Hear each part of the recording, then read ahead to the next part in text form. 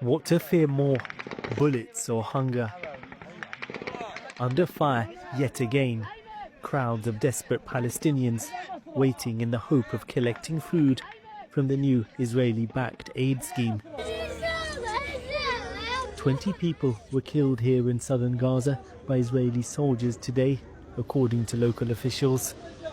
Others managed to grab something to take home to their families.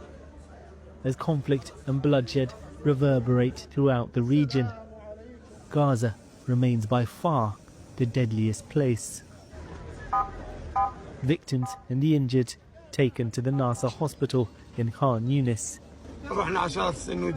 We went there thinking we would get aid to feed our children, says this man, but it turned out to be a trap.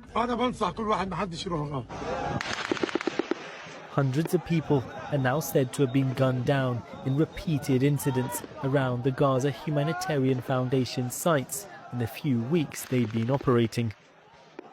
That all became a red zone. We spoke to a British doctor in Gaza who says he's treated half a dozen victims, all apparently shot whilst lying down. So if you've got an injury to, let's say, your left shoulder area and then going through your scalp, so that the trajectory of that has to be, so it's either you're standing up and the bullet's coming from absolutely straight down, which, vertically down, that's not realistic, or you would have to been lying down on the ground, probably with your hands out, face down, and so it glances your shoulder and then the back of your head. So if you see that's an example of the same pattern in patients, you're like, well, that's not accidental. And tell me about some of the other cases you've been dealing with.